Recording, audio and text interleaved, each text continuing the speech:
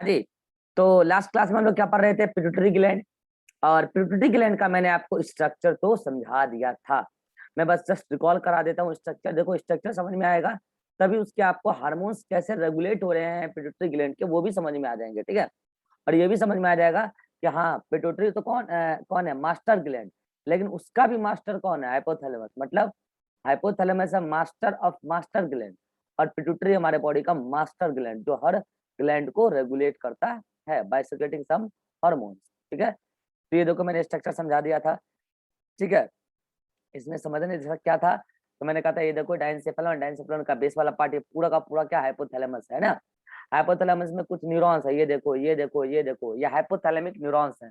ये hypothalamic neurons कैसे nature के होते हैं? न्यूरो सेक्रेटरी जो हार्मोन्स बनाते हैं। ठीक है। अच्छा मुझे बताओ, ये जो न्यूरॉन्स है इसके किस पार्ट में हार्मोन बनता होगा? हार्मोन। और ये हार्मोन कैसे है? प्रोटीनेशियस हार्मोन है। हाइपोथैलेमस का भी हार्मोन प्रोटीनेशियस हार्मोन ही है। ठीक है। चाहे एडीएच हो या ऑक्सीटोसिन हो, या फिर जो हार्मोन बन बन के आते हैं एंटीरियर पिट्यूटरी को रेगुलेट करने वाले, वो भी कैसे हार्मोन है? प्रोटीन नेचर के ही है।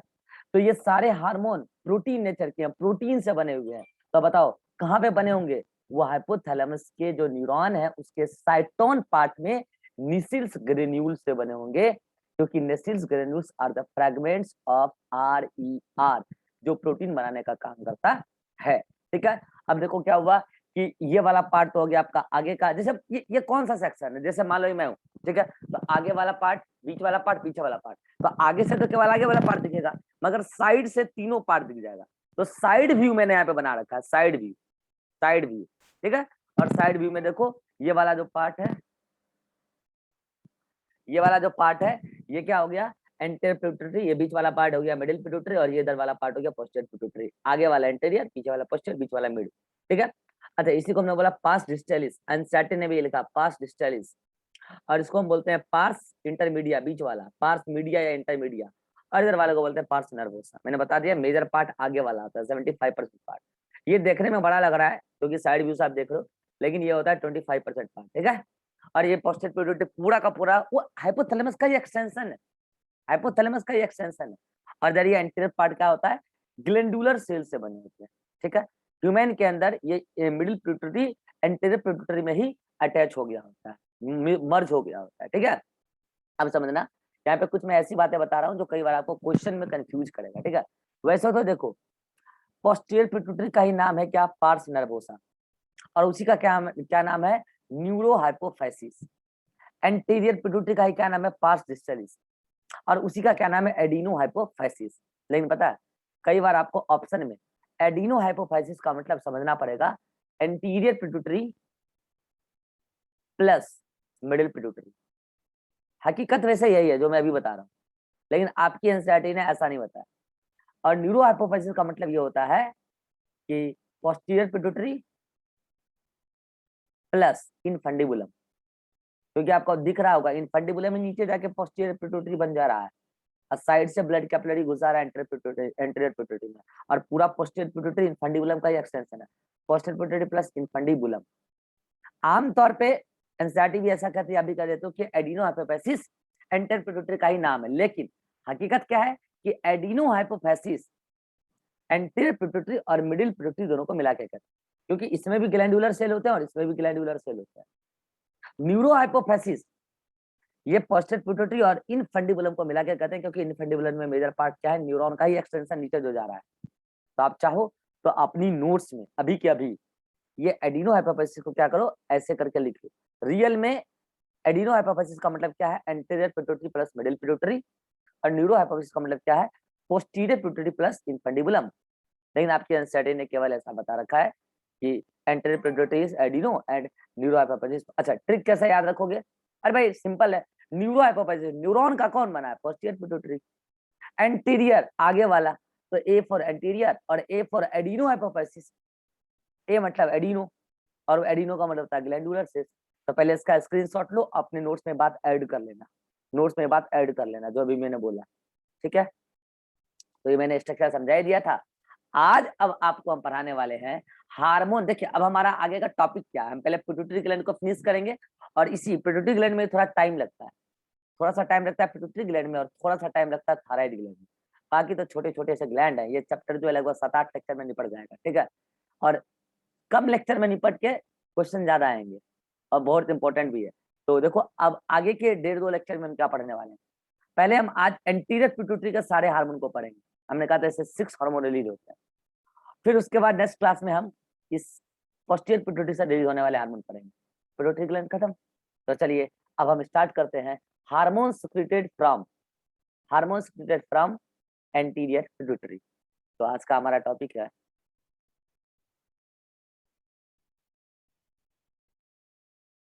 Hormone secreted from anterior pituitary. उससे पहले मैं आपको एक बात बताऊं, ये वाला जो पार्ट है ना, जो कल मैंने बोला था यहाँ पे, क्या ये देखो, मैंने ऐसा कल बोला था कि एडीएच और ऑक्सीटोसिन बनते तो कहाँ है। मैं देखो एडीएच ऑक्सीटोसिन के बारे में कुछ बातें बोल रहा हूँ, ये बात आप अपने नोट्स में यहाँ पे ऐड कर लेना। यहाँ पे जगह है ना, यहाँ पे यहाँ पे कॉलम बना के ऐड कर लेना 3 स्टेटमेंट। मैं 3 स्टेटमेंट लिखूंगा एडीएच ऑक्सीटोसिन के बारे में, एडीएच एंड ऑक्सीटोसिन, ठीक है। इसके बारे में मैं 3 स्टेटमेंट लिखूंगा।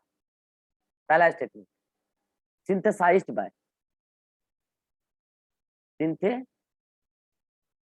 या प्रोड्यूस्ड बाय आपको बताना है। अगला, stored and releases by, stored and RELEAC released by आपको बताना है। और तीसरा, सिक्रीटेड बाय, ये मैं बताऊंगा। चलिए आप ही लोग बताइए, सिंथेसाइज्ड बाय, चलिए बोलिए। हाइपोथैलेमस, अरे बता रखा है, बनाता तो कौन है, हाइपोथैलेमस। एडीएच ऑक्सीटोसिन बनता कहाँ है, हाइपोथैलेमस, साइटोन वाले पार्ट में, उसका वहां के न्यूरॉन है। फिर उसको स्टोर करता और रिलीज करता है कौन, पोस्टीरियर पिट्यूटरी। तो इसमें तो आप कभी कंफ्यूज नहीं होंगे, पोस्टीरियर पिट्यूटरी, ठीक है।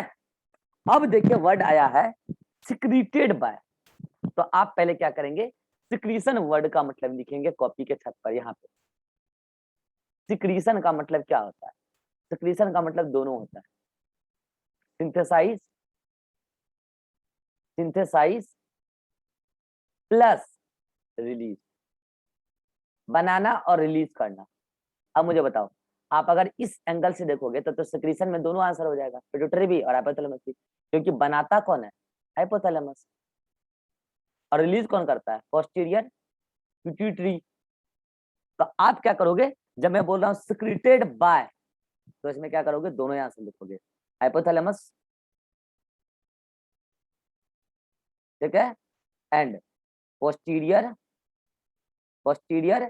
पिट्यूटरी। और इसका ब्रैकेट में क्या लिख लेना, हाइपोथैलेमस का ब्रैकेट में क्या लिखोगे, सिंथेसाइज या प्रोड्यूसेस, ये बनाता है, और इसके बारे में क्या लिखोगे, इट रिलीजेस। और ऊपर में तो लिख ही लोगे कि सिक्रीशन का मतलब क्या होता है, सिंथेसाइज प्लस रिलीज, ठीक है। एक कॉमन वर्ड है ये सिक्रीशन, सिक्रीशन का मतलब क्या होता है, सिंथेसाइज प्लस सिक्रीज, तो प्लस रिलीज। तो अगर सिक्रीशन बोलेंगे तो सिंथेसाइज पॉइंट ऑफ व्यू से तो आंसर चला जाएगा हाइपोथैलेमस, और रिलीज पॉइंट ऑफ व्यू से आंसर चला जाएगा पोस्टीरियर पिट्यूटरी। मतलब अगर कहीं पे ऐसा स्टेटमेंट लिख गया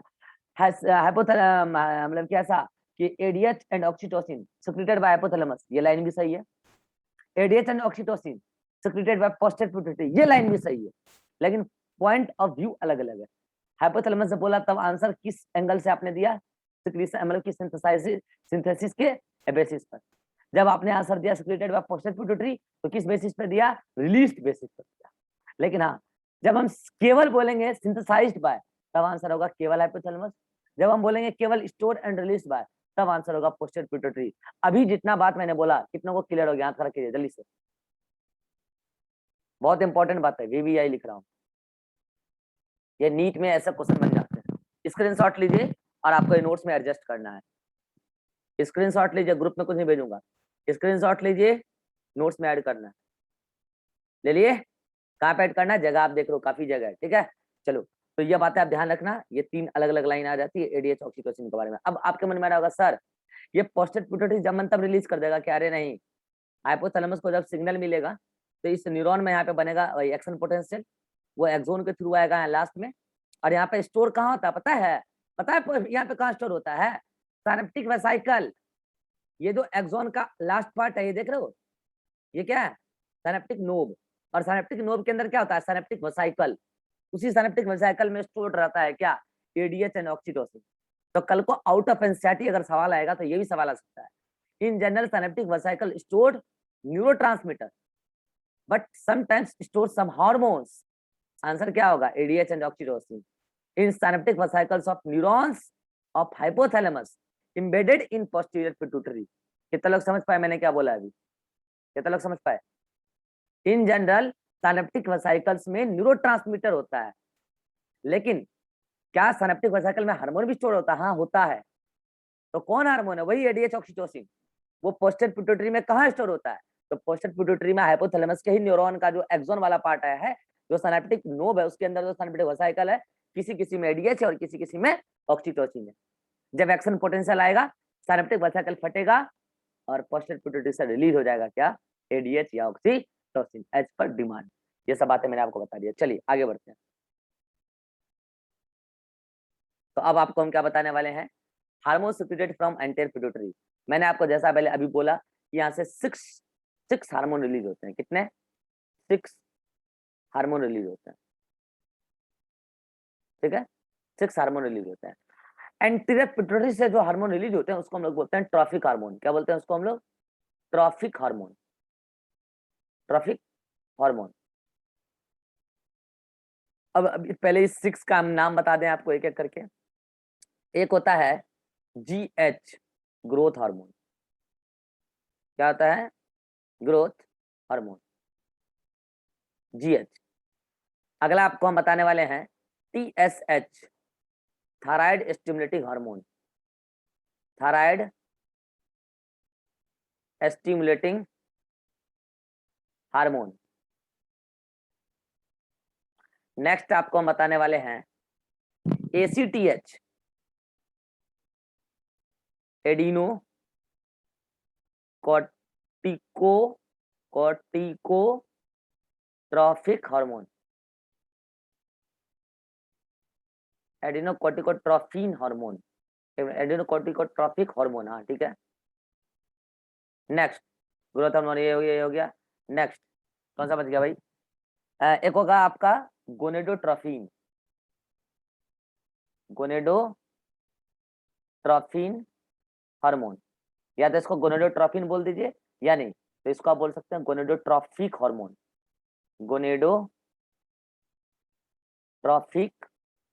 हार्मोन। हार्मोन वर्ड लगाओगे तो ट्रॉफिक लगा देना, और नहीं तो आमतौर पर केवल गोनेडोट्रॉफिन बोल सकते हो। ठीक है, चलिए नेक्स्ट। अच्छा, गोनेडोट्रॉफिन में कौन होते हैं? 2 हार्मोन है, अभी पढ़ेंगे, एफएसएच और एलएच। ये दोनों एंटीरियर पिट्यूटरी के हार्मोन है। ठीक है। नेक्स्ट एक होता है आपका प्रोलैक्टिन।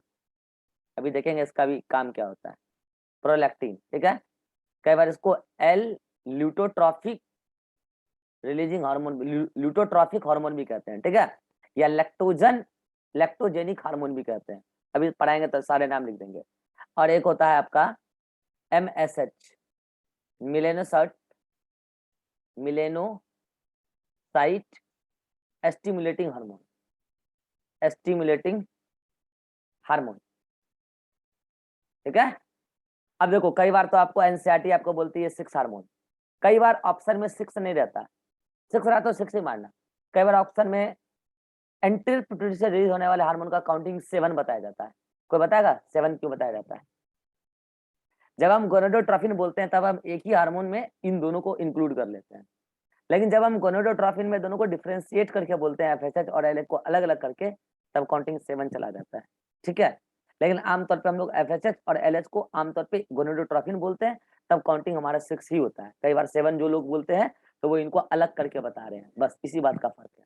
अब देखिए मेरा आज का टारगेट है कि 6 हार्मोन आज हम खत्म कर दें। आपका साथ मिला तो हम खत्म कर भी देंगे। ठीक है, ग्रोथ हार्मोन, थायराइड, सारा का सारा कंसेप्ट आपको काम आएगा रिप्रोडक्शन में भी, मजा आ जाएगा आपको। ठीक है, ग्रोथ हार्मोन पहले पढ़ेंगे, फिर पढ़ेंगे टीएसएच, एसीटीएच, फिर पढ़ेंगे गोनेडोट्रॉफिन, फिर पढ़ेंगे प्रोलैक्टिन और एमएसएच। चलिए तो स्टार्ट करते हैं। देखिए इसका कोई ट्रिक उड़िक नहीं होता है याद रखने का, आप इसको कंसेप्चुअली समझते चलिए, नाम का काम समझिए, उसका टर्म का मतलब समझिए, आपको याद हो जाएगा। ठीक है, तो इसी इंटरप्रिटेटिव में हम पहला हार्मोन उठाते हैं, ग्रोथ हार्मोन। पहला हार्मोन है ग्रोथ हार्मोन, पहला नंबर इंटरप्रिटेटरी का पहला हार्मोन ग्रोथ हार्मोन।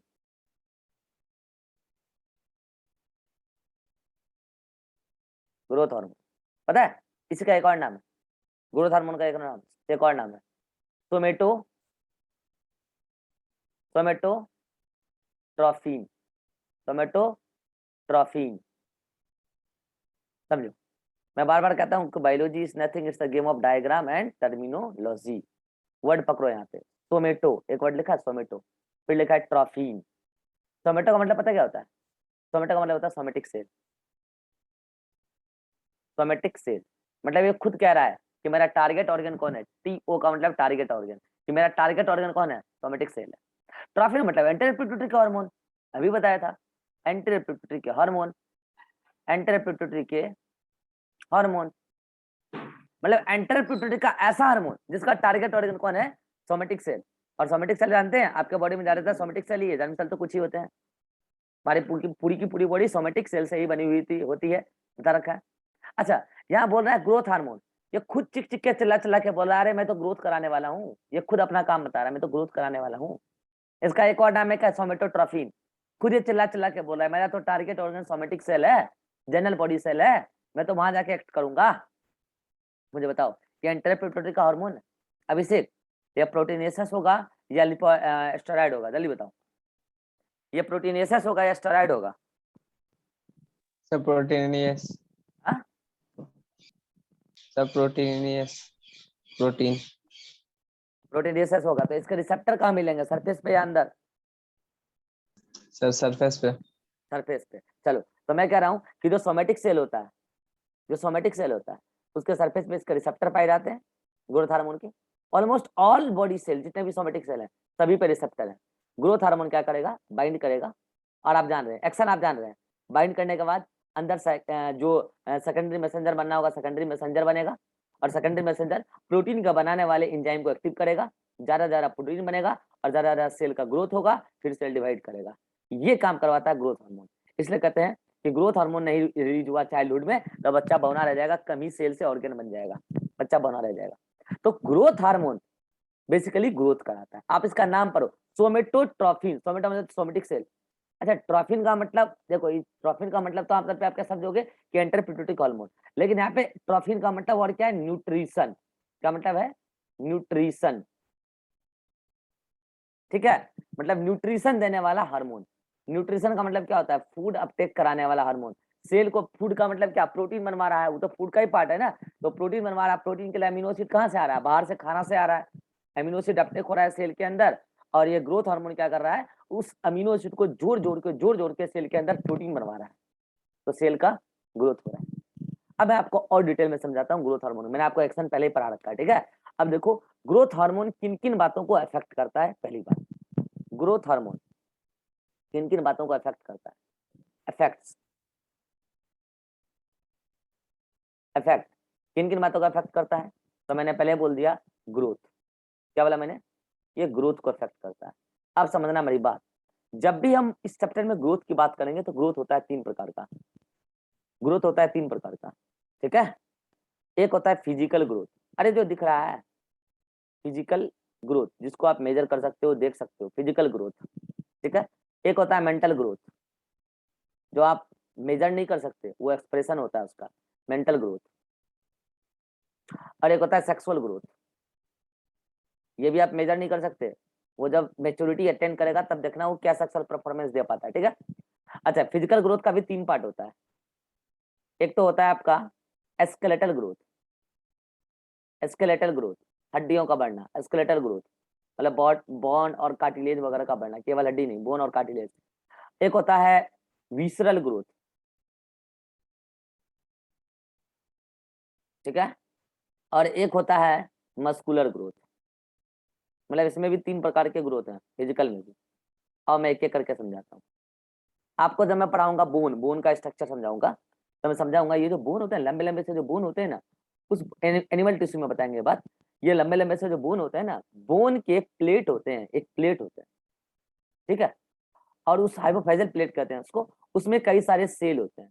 उस सेल का नाम है ऑस्टियोक्लास्ट। क्या नाम है? ऑस्टियोक्लास्ट। ये ऑस्टियोक्लास्ट सेल डिवाइड कर करके इधर सेल छोड़ते हैं और इधर भी छोड़ते हैं। तो इससे क्या होता है? बोन का इलोंगेशन होता है। तो जब ग्रोथ हार्मोन इनिशियल पीरियड में आता है, बच्चा जब ग्रो कर रहा होता है, तो ग्रोथ हार्मोन क्या करता है? इस सेल के रिसेप्टर पे जाकर बाइंड करता है और इस सेल को बार बार बोलता है प्रोटीन बना, प्रोटीन बना, प्रोटीन बना। तो सेल का कंटेंट बढ़ेगा और फिर जाकर डिवाइड हो जाएगा। तो ये हड्डियां हैं, ये धीरे धीरे बड़े हो। आप जब छोटे आए थे तो आप देखे होंगे आपका उंगली इतना छोटा छोटा सा था, धीरे धीरे उंगली का हड्डी बढ़ गया। हाथ आपका इतना सा था, आपका तो पूरा शरीर इतना सा था। हाथ क्या, आपका पूरा शरीर इतना था, उंगली के बराबर तो आपका हाथ था, ठीक है। तो धीरे धीरे क्या हुआ? इन हड्डियों में ग्रोथ हुआ ना। कैसे हुआ? कि ये जो हाइपोफाइजल प्लेट है, उसमें जो ऑस्टियोक्लास्ट सेल है, उस ऑस्टियोक्लास्ट सेल पर जाके ये ग्रोथ हार्मोन बोलने लगा कि भाई तुम जल्दी जल्दी डिवाइड करो। 17-18 साल तक का काम होता है, उसके बाद तो हाइट बढ़ना नहीं है, क्योंकि हड्डियों की साइज बढ़ेगी नहीं, हाइट बढ़ेगा नहीं। साइज बढ़ता है मेनली, हाइट बढ़ता है मेनली हड्डियों के साइज बढ़ने से। तो 17-18 साल तक जो भी साइज आ गया सो आ गया, ठीक है। तो बहुत ज्यादा ये नहीं कि ग्रोथ हार्मोन नहीं आया तो हड्डियां नहीं बनेगी, हड्डियां तो पहले बन चुकी है, उसका एक्सटेंशन नहीं हो पाएगा। तो आज की डेट में तो बौनापन को बहुत बड़ा बीमारी नहीं माना जाता है, ठीक है, अगर ग्रोथ हार्मोन की वजह से बौनापन हुआ हो तो, ठीक है। तो ये आप देख लिया, एक्सेलरेटर ग्रोथ का मतलब क्या? बोन का इलोंगेट होना। कैसे? By acting on osteoclast cell. थोड़ा एक्स्ट्रा बता रहा हूँ, कोई दिक्कत नहीं है, याद रह जाए तो ठीक है, नोट्स में सारी बातें नहीं लिखी हुई है। अगला, विसरल ग्रोथ। विसरल ऑर्गन क्या होता है मैंने आपको पहले भी बताया, हमारे एब्डोमेन के अंदर पाए जाने वाले most of the organ visceral होते हैं। केवल एब्डोमेन ही नहीं, इसके अलावा और भी कई सारे ऑर्गन हमारे विसरल हैं, जैसे ब्रेन भी तो विसरल ऑर्गन ही है, हार्ट भी विसरल ऑर्गन है माना जाता है, लंग्स। तो ये सब जो ऑर्गन है, आप जब बच्चे थे तो ब्रेन भी छोटा सा था, ग्रो किया धीरे धीरे, तभी किडनी छोटे थे, लीवर छोटी थी, पैनक्रियाज छोटा था। तो इन सब के जो पर्टिकुलर सेल्स हैं, उस सेल्स में जो रिसेप्टर लगे हैं, ग्रोथ हार्मोन के लिए रिसेप्टर लगे हुए हैं। तो ड्यूरिंग इनिशियल पीरियड, चाइल्डहुड के समय ही उन सभी सेल्स को क्या किया गया? स्टिमुलेट किया गया कि भाई तुम लोग जल्दी जल्दी ग्रो करो और नंबर बढ़ाओ अपना अपना फटाफट। तो किडनी बड़ा हो गया, लीवर बड़ा हो गया, स्टमक बड़ा हो गया, इंटेस्टाइन बड़ा हो गया, ब्रेन बड़ा हो गया, हार्ट बड़ा हो गया, सब कुछ बड़ा हो गया धीरे धीरे। तो विसरल ग्रोथ क्या बोलते हैं? इंटरनल ऑर्गन का ग्रोथ। सिंपल बात है, इंटरनल ऑर्गन का ग्रोथ। उसके लिए भी जिम्मेवार कौन है? ग्रोथ हार्मोन, सोमेटोट्रोफिन हार्मोन, ठीक है। Next, muscular growth. अब देखिए, जब आप आए थे तब उतने मसल्स तो आपके पास नहीं थे, अभी देखो बाइसेप्स दिखाता है लड़का लोग, है ट्राइसेप्स है बनाता है, तभी तो बच्चे में थे नहीं उतना, ठीक है। तो उस टाइम क्या होता है कि मसल्स, जितने भी मसल्स हैं, आपको मैंने मसल्स का स्ट्रक्चर नहीं पढ़ाया, पढ़ाऊंगा। मसल्स में क्या होता है? मसल फाइबर होता है। तो उस टाइम क्या होता है? मसल फाइबर में जितने ज्यादा मस्कुलर सेल होंगे, उतना ज्यादा मसल फाइबर बनेगा। तो मसल्स जो होता है, मसल के सेल्स पर लगा होता है रिसेप्टर। मसल सेल नहीं है, मसल एक पार्ट है, उसमें कई सारे सेल होते हैं। मतलब मसल क्या है? स्ट्रक्चर है, उसमें कई सारे सेल होते हैं, मस्कुलर सेल, ठीक है। और वो कई प्रकार के होते हैं। तो मसल में कई प्रकार के मसल है, स्मूथ मसल है, स्केलेटल मसल है जो हड्डियों से जुड़ा रहता है, इसके बाद कार्डियक मसल है। तो जो भी मसल है, सभी मसल में क्या लगे होते हैं? ग्रोथ हार्मोन के रिसेप्टर लगे होते हैं, ठीक है। ग्रोथ हार्मोन जैसे आना स्टार्ट हुआ, ग्रोथ हार्मोन हर जगह जाके बाइंड किया और बोला भाई तुम लोग मसल का नंबर बढ़ाओ। तो स्मूथ मसल का भी नंबर बढ़ने लगा, तो स्मूथ मसल के नंबर बढ़ने से विसरल ग्रोथ भी और हुआ। कार्डियक मसल का नंबर बढ़ने लगा तो कार्डियक ग्रोथ और हुआ, और एस्केलेटल मसल का ग्रोथ हुआ तो आपके एस्केलेटल मसल बन गए। तो कुल मिला के मसल्स का भी ग्रोथ कराएगा, विसरल ग्रोथ भी कराएगा और स्केलेटल ग्रोथ भी कराएगा कौन? फिजिकल ग्रोथ के अंडर आने वाला ये ग्रोथ हार्मोन। अब मैं बोल रहा हूं मेंटल ग्रोथ पे नो इफेक्ट। मेंटल ग्रोथ पे इसका कोई इफेक्ट नहीं है, किसका? ग्रोथ हार्मोन का। और सेक्सुअल ग्रोथ पे स्लाइट इफेक्ट है, बहुत ज्यादा ग्रोथ इफेक्ट नहीं है, स्लाइट इफेक्ट है। जैसे मैं कह रहा हूं कि अगर इस ग्रोथ हार्मोन की कमी हो गई तो बच्चा बौना रह जाएगा, हो सकता है बच्चा का ऑर्गन वगैरह छोटा होगा, ये हो सकता है, लेकिन ऐसा नहीं होगा कि बच्चा का गोनेट डेवलप नहीं, क्योंकि गोनेट के डेवलपमेंट में ग्रोथ हार्मोन का बहुत ज्यादा रोल नहीं है, थोड़ा सा रोल है। तो इफेक्ट क्या होगा कि मैच्योरिटी देर से आएगी। 17-18 साल में उसको गोनेट को फंक्शनल होना था, तो हो सकता है 20 साल में जाके हो, लेकिन ऐसा नहीं होगा कि गोनेट फंक्शन ही ना हो ग्रोथ हार्मोन की कमी की वजह से, नहीं ऐसा नहीं होगा, क्योंकि ग्रोथ हार्मोन ना बहुत ही स्लाइट इफेक्ट है, लेकिन स्लाइट इफेक्ट है। और मेंटल डेवलपमेंट पे तो ग्रोथ हार्मोन का कोई प्रभाव नहीं है। आप लोग देखो सर्कस में जो बोने बोने से आते हैं उसको बोलते हैं सर्कस मिजेट्स, है ना। आप लोग देखते होंगे कि वो लोग इधर से उधर से कूद फान के जाता है, कई बार आपको बेवकूफ बनाता रहता है जादू दिखा दिखा के, ठीक है। तो मुझे बताओ, आपको बेवकूफ बना रहा है, इतना पढ़े लिखे आदमी को बेवकूफ बना दे रहा है, आपको लगता है कि वो मेंटली रिटार्टेड होगा? वो तो आपसे ज्यादा तेज है, तब तो आपको बेवकूफ बना रहा है वो। 100 रुपए का टिकट कटवा रहा है अपने नाम से, है? तो वो बेवकूफ तो है नहीं, दिमाग तो उसका बढ़िया है। लेकिन छोटे से हैं, बौने हैं, उनकी भी शादियां होती है, उनकी भी बीवी होती है, उनके भी बच्चे होते हैं, लेकिन हाँ, थोड़ा देर से वो मेच्योरिटी गेन करता है। तो जो सर्कस मिजेट्स आप देखते हो ना, वो ग्रोथ हार्मोन के कमी का शिकार है।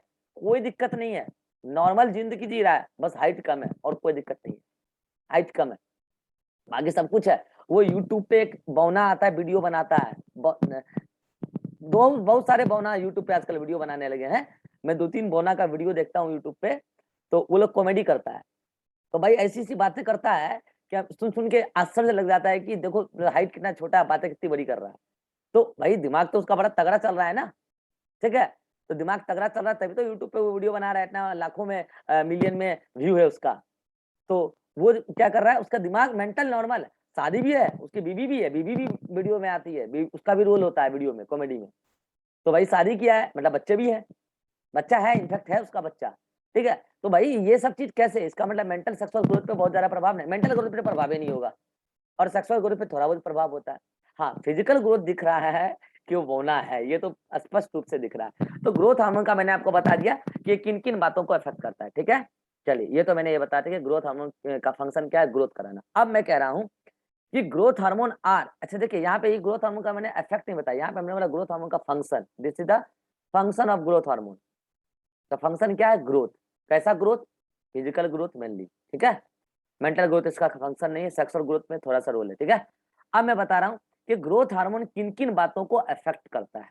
क्या बोल रहा हूं मैं, ग्रोथ हार्मोन अफेक्ट किन किन बातों को अफेक्ट करता है, तो सुनना, मैं कह रहा हूं कि ग्रोथ हार्मोन मेटाबॉलिज्म को अफेक्ट करता है। कैसे, तो अभी समझो, अफेक्ट्स मेटाबॉलिज्म, क्योंकि आपको पता है ना, मेटाबॉलिज्म को अफेक्ट करके ही आप सेल के मेटाबॉलिक चेंजेस ला सकते हैं, और मेटाबॉलिक चेंजेस से आप अल्टीमेटली फिजियोलॉजिकल चेंजेस भी ला सकते हैं। तो ग्रोथ हार्मोन मेटाबॉलिज्म को किस कदर अफेक्ट करता है, मैं आपको ये बताने वाला हूँ।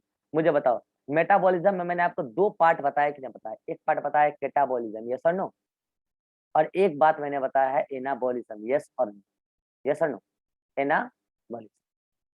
मैं आपको यहाँ बताने वाला हूँ केटाबॉलिज्म का ऑर्डर, उसका जस्ट अपोजिट हो जाएगा एनाबॉलिज्म का ऑर्डर, ठीक है? मैं कह रहा हूँ कि ग्रोथ हार्मोन केटाबॉलिज्म के मामले में सबसे ज्यादा प्रभावित करता है फैट को, ठीक है? सबसे ज्यादा प्रभावित, और उससे ज्यादा प्रभावित करता है, उससे कम प्रभावित करता है किसको, कार्बोहाइड्रेट को। किसको, कार्बोहाइड्रेट को। और सबसे कम प्रभावित करता है किसको, प्रोटीन को। ये ऑर्डर मैं फिर कह रहा हूं, ये ऑर्डर मैंने केटाबॉलिज्म का बताया है।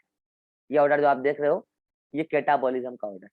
अब बताओ, क्या आप फैट के ब्रेकडाउन को लाइपोलाइसिस बोलेंगे, यस और नो? लाइपो मतलब लिपिड, लाइसिस मतलब ब्रेकडाउन होना। अब मुझे बताओ, अगर लिपिड ब्रेक होगा, याद करो मैंने बताया था, उसमें CH बॉन्ड सबसे अधिक होता है। अगर लिपिड ब्रेक होगा तो बताओ एनर्जी मिलेगा कि नहीं मिलेगा? मिलेगा, एनर्जी रिलीज होगा कि नहीं होगा? और फैट के ब्रेकडाउन से सबसे अधिक एनर्जी निकलता है। आप बोलोगे सर, ये ग्रोथ हार्मोन आखिर सेल के अंदर जाके फैट को क्यों तोड़वा रहा है? क्यों तोड़वा रहा है पता है? क्योंकि सेल डिवीजन में ह्यूज अमाउंट ऑफ एनर्जी खर्चा होने वाली है, एनाफेजिक मूवमेंट में एनर्जी लगता है, हेलो। इसीलिए ग्रोथ हार्मोन क्या करता है, सेल के अंदर जो भी फैट है उसको तोड़वा देता है, उससे एनर्जी निकलता है, सेल डिवीजन में यूज होता है। पहली बात। दूसरा, कार्बोहाइड्रेट उससे कम इफेक्ट करता है कार्बोहाइड्रेट के कैटाबॉलिज्म को, लेकिन इफेक्ट करता है। तो कार्बोहाइड्रेट का वो क्या कराता है, कार्बोहाइड्रेट का भी ब्रेकडाउन कराता है, कार्बोहाइड्रेट का भी क्या कराता है, ब्रेकडाउन कराता है। और अगर कार्बोहाइड्रेट ब्रेकडाउन होगा सेल के अंदर, तो बताइए उससे भी एनर्जी रिलीज होगा, यस और नो? उससे भी क्या होगा, एनर्जी रिलीज होगा। और उस एनर्जी से भी क्या करेगा वो सेल, अपना सेल डिवीजन में उस एनर्जी को यूटिलाइज कर लेगा। लेकिन प्रीफरेंस किसको देता है वो, फैट को, क्योंकि सबसे अधिक एनर्जी प्रोटीन के कैटाबॉलिज्म के मतलब प्रोटीन के कैटाबॉलिज्म को ग्रोथ हार्मोन बहुत कम प्रभावित करता है। तो क्या मैं इसका उल्टा बोल सकता हूँ कि प्रोटीन के एनाबॉलिज्म को सबसे अधिक प्रभावित करता है? मतलब एनाबॉलिज्म यहाँ तो सिंथेसिस कराने लगता है, प्रोटीन का तो क्या कराने लगता है, सिंथेसिस। और मुझे बताइए, protein is the building block of cell, yes और नो? प्रोटीन ही मेन कंपोनेंट होता है पूरी सेल का। सेल में ज्यादातर चीज तो प्रोटीन का ही बना होता है, मैंने पहले भी बताया था। एंजाइम तो प्रोटीन का ही बनता है, सारा फंक्शन तो एंजाइम से ही होता है, ठीक है। तो जो प्रोटीन का सिंथेसिस कराने लगता है उल्टा, तोड़ने की तो बात दूर करो। तो मुझे बताओ, ये तीनों ही बात एक सेल के ग्रोथ एंड देन सेल के डिवीजन के लिए फेवरेबल है कि नहीं? फैट टूटेगा, एनर्जी मिलेगा, कार्बोहाइड्रेट टूटेगा, एनर्जी मिलेगा, और प्रोटीन नहीं टूटेगा, उल्टे बनेगा, तो सेल के कंटेंट साइटोप्लाज्म के बढ़ेंगे। तो उससे क्या होगा? फाइनली सेल पहले ग्रो करेगी और तब जाके वो डिवाइड कर जाएगी। बताओ, ये ग्रोथ हार्मोन ग्रोथ कराए कि नहीं? अच्छा, अब एक बात और मैं यहाँ बताने वाला हूँ। मैंने क्या बोला कि सबसे अधिक प्रभावित तो किसको करेगा? फैट को। सबसे अधिक प्रभावित करेगा फैट को, उससे कम कार्बोहाइड्रेट। और कार्बोहाइड्रेट जो सेल के अंदर में है उसको तोड़ के एनर्जी निकालने का काम किया जाएगा। लेकिन जो सेल के बाहर है कार्बोहाइड्रेट, अब उसको सेल के अंदर नहीं आने दिया जाएगा। तो मुझे बताओ, तो वो सेल के अंदर अगर वो कार्बोहाइड्रेट नहीं आएगा, केवल फैट को अंदर लाना है तोड़ने के लिए, ज्यादा प्रेफरेंस उसको मिल रहा है। कार्बोहाइड्रेट अगर सेल के अंदर नहीं आएगा, तो मुझे बताओ कार्बोहाइड्रेट का कंसंट्रेशन ब्लड में बढ़ता जाएगा कि नहीं बढ़ता जाएगा? क्योंकि ब्लड से नहीं मिलता कार्बोहाइड्रेट सेल को। तो मुझे बताओ, ब्लड में कार्बोहाइड्रेट का कंसंट्रेशन बढ़ता जाएगा। इस कंडीशन को हम बोलेंगे हाइपरग्लाइसेमिक। क्या बोलेंगे? हाइपरग्लाइसेमिया।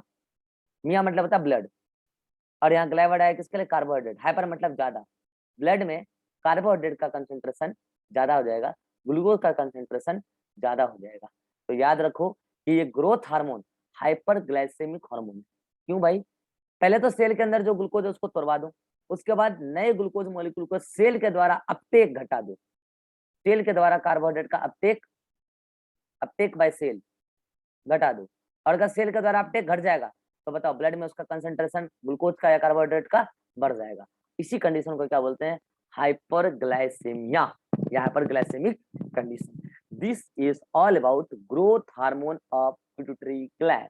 आइए, मैंने आपको जितनी भी बातें अभी पढ़ाई है, ये सब आपको मैं नोटबुक से एक बार मैच करा देता हूँ। ये आपका ग्रोथ हार्मोन। अच्छा, एक बात ध्यान रखिएगा, अभी मैंने जितने भी लिस्टिंग किया था ना, इधर देखिए, इधर इधर इधर इधर, ये जो मैंने लिस्टिंग किया है ना, कहाँ गया? ये एंटरपिट्यूटरी के 6 आर्म। इसमें एकलौता ऐसा ग्रोथ हार्मोन है, सुनना ध्यान से, एकलौता ऐसा ग्रोथ हार्मोन है जो हमारे बॉडी के जनरल बॉडी सेल मतलब सोमेटिक सेल पर डायरेक्ट एक्ट करता है। डायरेक्ट एक्ट करता है, इसलिए कई बार इसको डायरेक्ट एक्शन हार्मोन भी कहते हैं। Direct act on somatic cell. बाकी के जितने भी हार्मोन है, ये हमारे बॉडी के सोमेटिक सेल पर डायरेक्ट एक्ट नहीं करते। ये एक्ट कहाँ करते हैं? Acts on other gland. तो ये अदर ग्लैंड पर जाकर एक्ट करते हैं। ये हमारे बॉडी के ग्रोथ एंड डेवलपमेंट वाले सेल पर एक्ट नहीं करते, ग्लैंड वाले सेल पर एक्ट करते हैं, ग्लैंडुलर सेल पर एक्ट करते हैं। तो ये बातें भी मैंने आपको नोट्स में लिखवा दिया है, ये क्वेश्चन आ चुका है इसलिए, ठीक है। तो देखिए यहाँ पे, देखिए ग्रोथ हार्मोन, उसी का नाम है सोमेटोट्रोफिन, ठीक है। सोमेटिक सेल और न्यूट्रिशन, ट्रोफिन का मतलब act directly on general body cell मतलब somatic cell, also known as direct action hormone, ठीक है। चलिए, अब देखिए किन किन बातों का इफेक्ट करता है। मैंने आपको पहले बोला ग्रोथ और मेटाबॉलिज्म, ठीक है। ग्रोथ फंक्शन है उसका, मेटाबॉलिज्म को भी इफेक्ट करता है। ग्रोथ में एस्केलेटल ग्रोथ और मस्कुलर ग्रोथ और विसरल ग्रोथ सभी के ग्रोथ को प्रमोट करता है, इंक्रीज करता है। मेंटल ग्रोथ में कोई प्रभाव नहीं, स्लाइड सेक्सुअल ग्रोथ पे स्लाइड प्रभाव है, ठीक है। अब ग्रोथ में तो कैटाबॉलिज्म एनाबॉलिज्म दोनों को इफेक्ट करता है ग्रोथ हार्मोन, मतलब कि मेटाबॉलिज्म में। लेकिन हम पढ़ेंगे कैटाबॉलिज्म का ऑर्डर, ठीक है। और वो ऑर्डर आप देख लो, यहाँ पे लिख रखा है, ठीक है। फैट का सबसे अधिक, तो एक एरो और लगा दो, और सबसे कम किसका? प्रोटीन का, ठीक है। फैट का ऑक्सीडेशन होता है, ब्रेकडाउन होता है, एनर्जी रिलीज होता है, सेल डिवीजन में काम होता है। यहाँ क्या हो रहा है? Growth hormone inhibits cellular consumption by cell for energy purpose and this glucose is used for cell growth, ठीक है। हाइपरग्लाइसेमिया कंडीशन होता है। मैं क्या कह रहा हूँ कि सेल के अंदर जो ग्लूकोज आ गया उसको तोड़ दो, और सेल के बाहर जो ग्लूकोज उसको सेल के अंदर आने से मना करो, और इस ग्लूकोज से क्या करो? सेल के ग्रोथ के लिए यूज करो। मतलब एनर्जी पर्पस के लिए मैं कह रहा हूँ कि उसको छोड़ दो, एनर्जी पर्पस के लिए यूज मत कराओ, सेल के ग्रोथ के लिए यूज कराओ, ठीक है। अच्छा, प्रोटीन का तो क्या कराने लगेगा भाई? फॉर्मेशन, सिंथेसिस कराने लगेगा, ठीक है। और इससे क्या होगा? फाइनली यहाँ पर एनर्जी निकला, यहाँ पर एनर्जी पर्पस के लिए सेल के अंदर जितना भी था तोड़ दिया गया, उसके बाद सेल के बाहरी ग्लूकोज छोड़ दिया गया और वो ग्लूकोज सेल के ग्रोथ में काम आ जाएगा। ठीक है, एनर्जी पर्पस के लिए नहीं, सेल के ग्रोथ के लिए। एक मिनट रुक जाओ, हाँ ठीक है, सेल के ग्रोथ के लिए काम आ जाएगा। ठीक है, और प्रोटीन का तो क्या करेगा, प्रोटीन जब बनेगा तो सभी सेल ग्रोथ का, फाइनली सेल का ग्रोथ तो बॉडी का ग्रोथ होगा। ठीक है, तो यह बात मैंने आपको बता दिया। अब नेक्स्ट मीटिंग में भी हम आपको बताएंगे कि ग्रोथ हार्मोन के अधिक और कम होने से क्या होगा। यहाँ तक अगर किसी को कोई डाउट है तो आप बोल सकते हो। ज्योति, any doubt? No Riva, Riva, sir, यहाँ पे गोनाडोट्रोपिन हार्मोन में अलग अलग दिया है एनसीईआरटी में। अरे ठीक है, अलग अलग दिया है तो आप 7 काउंट कर लो ना, वो कोई डाउट थोड़ी है, वो तो मैंने बता ही दिया, वो तो मैंने बता ही दिया। हाँ, और कोई डाउट? रिभा, रिभा सो गई? No sir. हाँ, अभिषेक, नो सर। चलिए अगले मीटिंग में मिलिए, इतना जल्दी से पढ़ लीजिए।